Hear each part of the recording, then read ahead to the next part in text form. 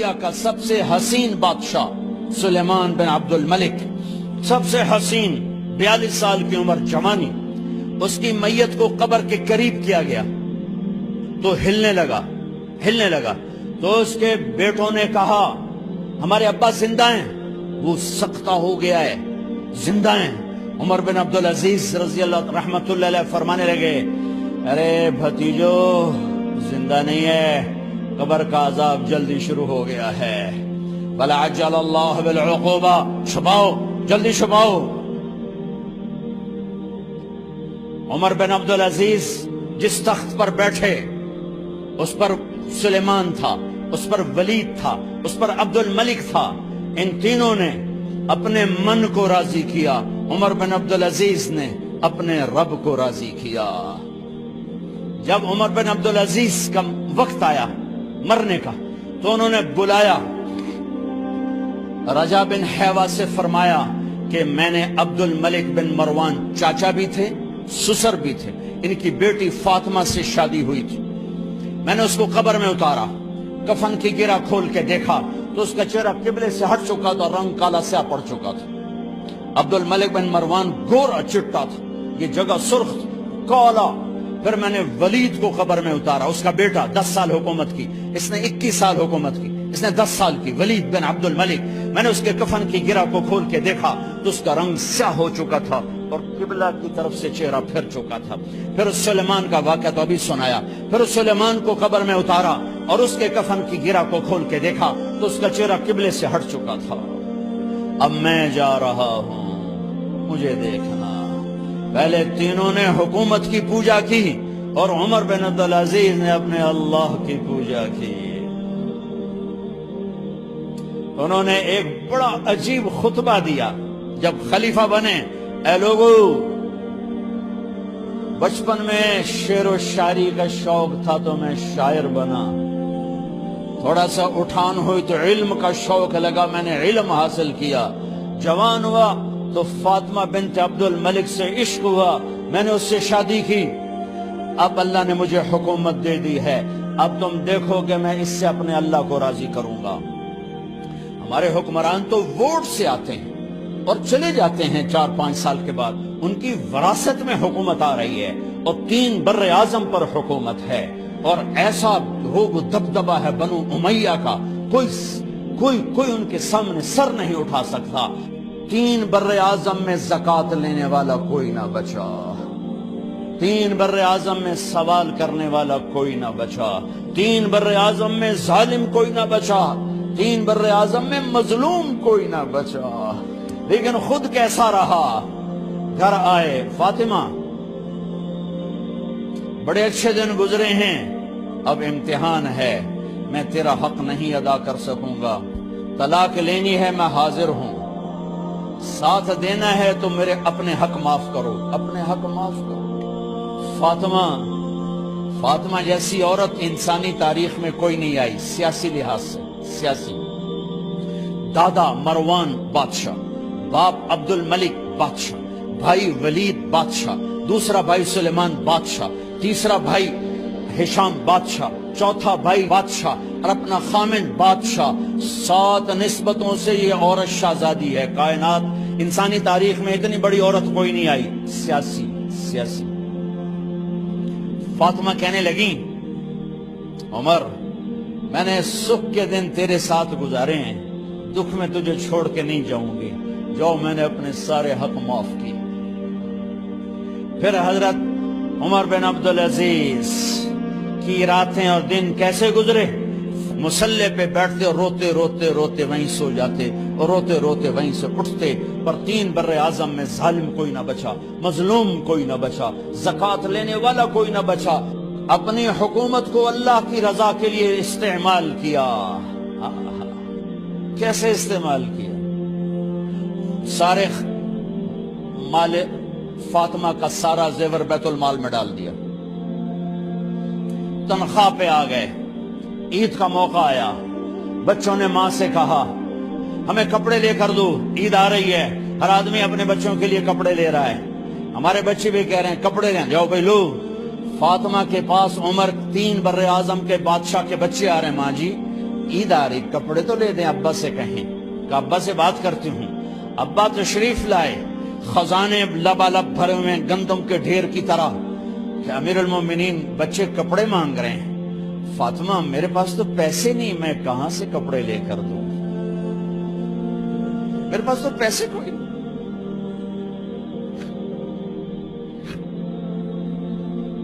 حضرت فاطمہ نے کہا پھر بچوں کا کیا کروں؟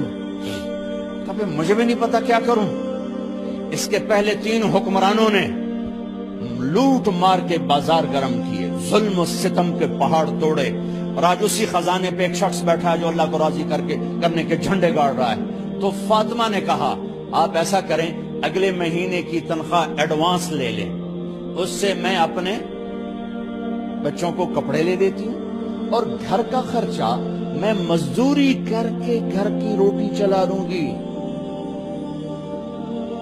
ارے اپنی تاریخ پڑھو، صرف ڈرامے ہی نہ دیکھتے رہ جاؤ، صرف گانے نہ سنتے رہ جاؤ۔ اور بھی دکھ ہیں زمانے میں محبت کے سوا۔ انہوں نے اپنے بلایا وزیر خزانہ مزاحم، اپنا ہی غلام۔ ہاں بھائی مزاحم، ہمیں بچوں کے کپڑے چاہیے، تو اگلے مہینے کی تنخواہ ایڈوانس مل جائے۔ وہ کہنے لگے امیر المومنین آپ مجھے لکھ کر دے دیں کہ آپ 1 مہینہ زندہ رہیں گے، میں آپ کو تنخواہ دے دیتا ہوں۔ عمر بن عبدالعزیز سر جھکایا، اٹھے، گھر گئے۔ فاطمہ میرے بچوں سے کہہ دو کہ تمہارا باپ کپڑے لے کے نہیں دے سکتا۔ اپنی تاریخ تو دیکھو۔ عید کا دن آ گیا، خلیفہ وقت عید کی نماز پڑھاتے تھے، نمازیں بھی خلیفہ وقت پڑھاتے تھے۔ بنو امیہ کا خاندان ملنے کے لیے آ رہا ہے، سارے سرداروں کے بیٹے اعلیٰ پوشاک، اعلیٰ لباس ملنے آ رہے ہیں۔ تھوڑے دیر بعد دیکھا تو بچے بھی ملنے آ رہے ہیں، امیر المومنین کی حیثیت سے بچے باپ کو ملنے آ رہے ہیں، اور ان کے جسموں پر پرانا لباس ہے۔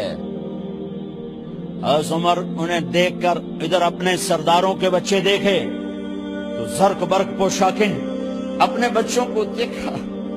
ارے اس باپ سے پوچھو جو سب کچھ کر سکتا ہو اور پھر مٹھی بند کر لے کہ نہیں میں نے حرام کی طرف نہیں جانا۔ بچوں کو دیکھا تو آنکھیں ڈب ڈبا گئیں، آنکھوں میں آنسو آ گئے۔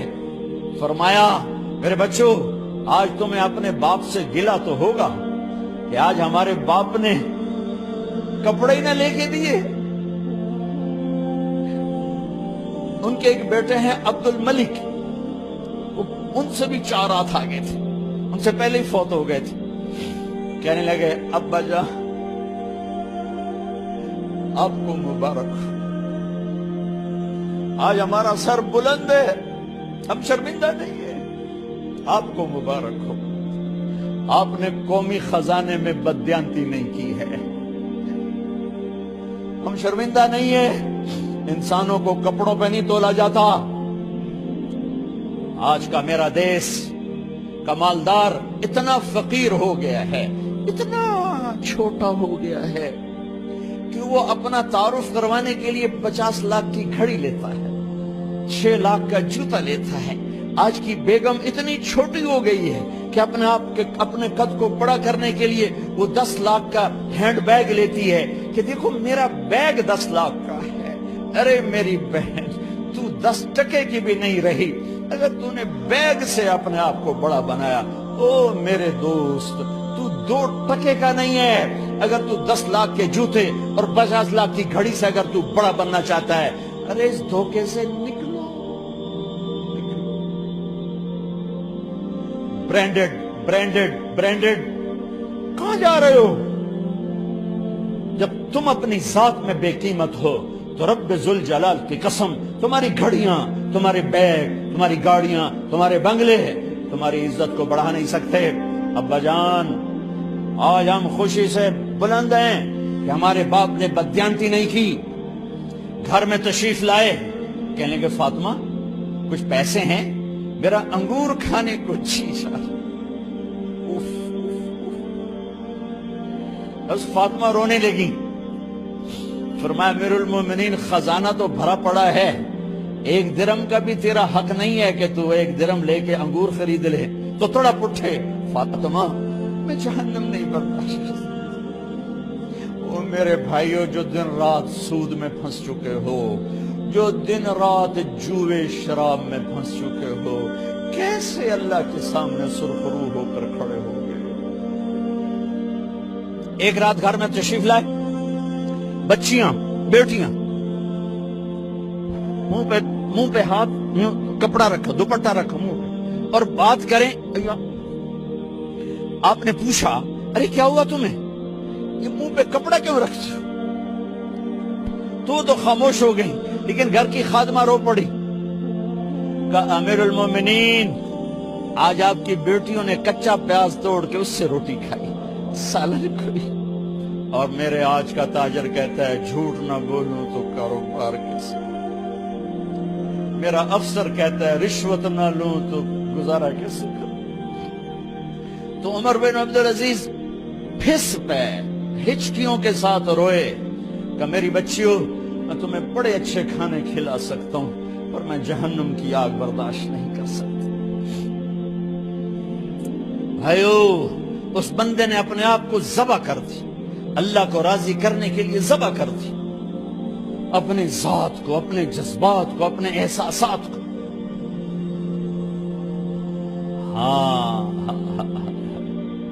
اب اللہ نے صلہ کیا دیا، جب انتقال ہونے لگا تو بلایا رجا کو، جو میں بات پہلے چھوڑ کے ادھر ان کی تھوڑی سیرت بتائی کہ رجا اب میں مرنے لگا ہوں۔